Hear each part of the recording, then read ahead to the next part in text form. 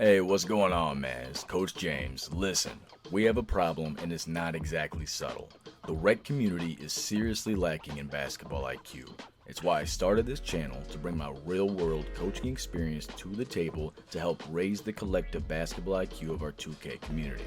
At the end of the day, all hoopers play 2K, but most people that play 2K don't hoop. It just is what it is, and that's okay. But listen, regardless of where you fall on that fence, I believe there's something of value in this series for you. Even 14 years into my coaching career, I'm learning something new every day, and that's not hyperbole. This shit is evolving daily, and you should be too. And whatever it is that gets you going, sports, gaming, winning a chess tournament, I don't give a shit what it is. Just put energy into finding and evolving the greatness within you, because I promise you, it's there. We all have greatness within us. It's up to us to find out what our gift is and nurture it to fruition. I believe in you. You just gotta believe in yourself. Now, speaking of learning some shit, let's get back on topic and let me introduce to you the first episode of the 2K I.Q Academy Point Guard Edition. The team eats first. Real quick before the tips, for today's lesson I was on my Pistol Pete build, which if you saw my Kobe build video, same guy. I realized that while I can justify it as a Kobe build, it was really a pistol build the whole time. Ridiculous passing, 3 hunting assassin, and enough dunking to keep you honest, and more of a playmaker on defense than a true lockdown. Throughout the series I'll be showcasing different builds, all unique and dominant in their own ways, while still playing their roles the right way.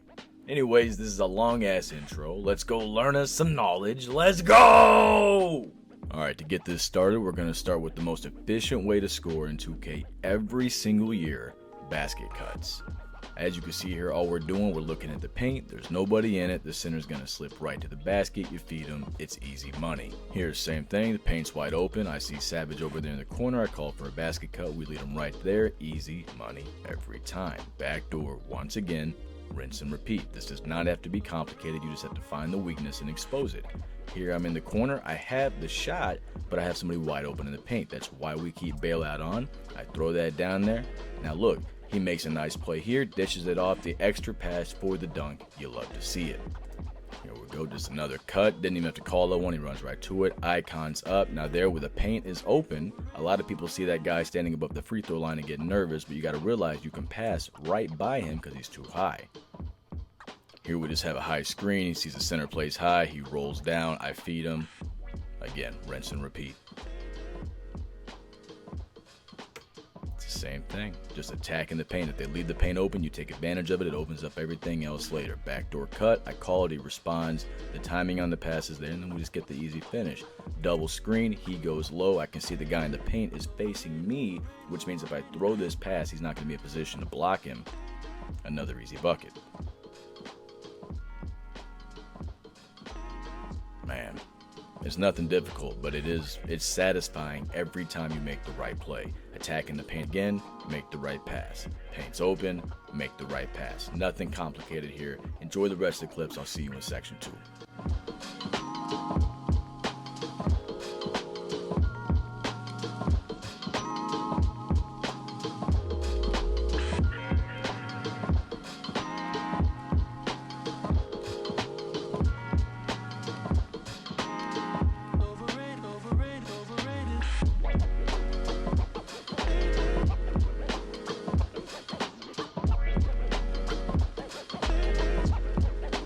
Man, you already know this is my favorite type of offense, transition offense. Here we get a nice steal, we're going to push the tempo. I don't like this angle, so I hesitated, but we get the alley-oop. But you can get it, take it, it's good for your takeover, and who doesn't love a nice alley-oop?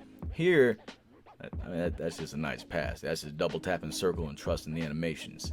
Now look, the big difference for me when it comes to transition and just regular basket cuts is if it's a basket cut, I have 5 defenders in front of me, right? It's a half-court set for the most part. They have a full advantage on defense, and I'm trying to call a cut to take advantage of a window that I may see. When it comes to transition offense, you usually have the advantage, or there's at least better spacing because you're going to have 1, 2, maybe even 3 guys trailing behind you, depending on how aggressive you move. So here, nobody touches baseline, so the paint's open on that. Alley-oop. Again, just looking for quick opportunities. If you know what to look for before the defense is ready, As you can see here, that guy's getting pretty frustrated with me taking advantage of it. It's pretty easy to find those windows, and it gets everybody involved. Who doesn't like to score the rock? You know what I mean? Another alley-oop. Now that one right there is crazy. I ain't gonna lie to you, but listen. Transition offense, pretty self-explanatory. You guys get it. We're just looking for the windows here. We're pushing them. Disadvantage, there's only 4 defenders down, so we take it. Another one here. Enjoy the clips. We'll be back for the next section, which is find the shooters.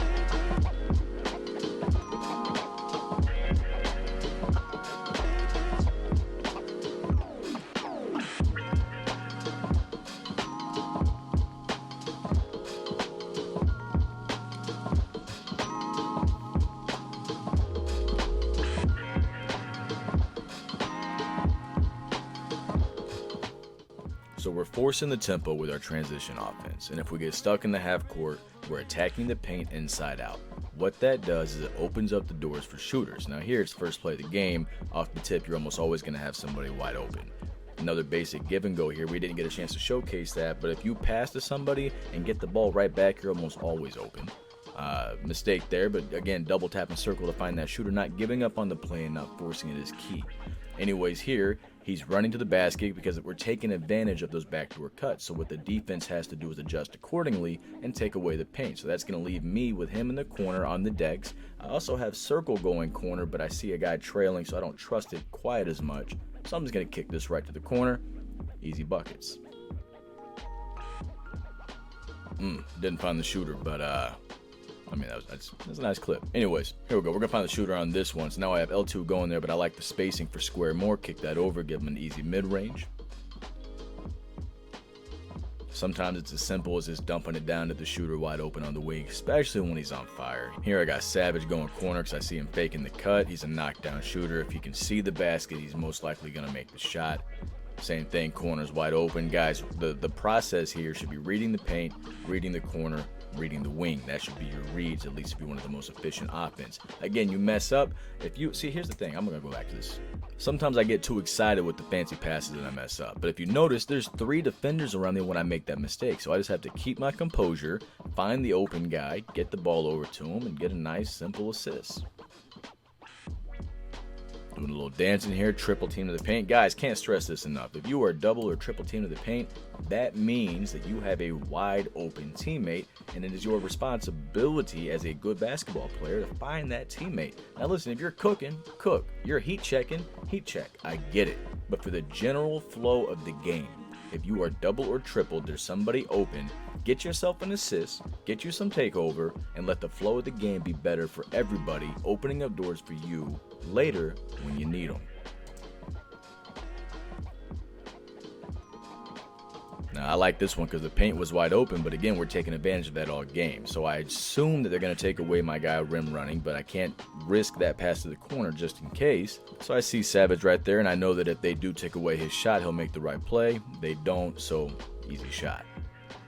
This last section here is an 18-5 run that we go on. And it's just a good way of showcasing how when you put it all together, you have that good flow and everybody's making the right passes, great things can happen. Of course, you got to play good defense in the process, but here it's a good skip pass. They take away the shot. So Savage shits on the whole team. We get a stop on defense, get it right back. Here I am on the fast break. I'm not going to lie, my layup's not that great on this build, so I'm very happy I made that. Anyways, get another stop here, kicks it up. I don't hesitate at all. As soon as I touch it, I kick it to the wide open guy. He misses the shot. However, I'm here for cleanup crew when needed. They're going to score. You're not going to shut out a team in 2K, so they get the dunk. But what do we do right away? I let that man get it right back. There we go, get another stop. They pushed me in, and look, I got a 3-on-2 read here. So what I do is I space out to the left. It pulls the defender over with me, creating the lane so I can pass the ball to Savage so he can throw that thing down. go. Another stop. Now I have 2 guys over here. All I know is I'm going to flashy pass this thing, see where it goes, see what opportunities open up. Unfortunately, we don't get the best animations and they bump us out of the alley-oop. No big deal. They're going to hit that 3-pointer real quick, is what it is. We're going to get it right back. Oh man, I tell you what, like the reason I love R1X so much is because I get opportunities like this. I got my shooter in the corner. However, I'm out here with 1 guy running with me, so I'm going to reward him and give him that pass. It's a garbage pass because 2K is a garbage game, but what are you going to do? Beautiful. Just the exclamation point on how great and fun this game can actually be if you have teammates that move the rock. Oh man, good defense goes a long way too, man. That was nice, and I can do my own too. I ain't got a video on defense, but I'm not slouching out here. I do everything I need to do offensively without being a liability.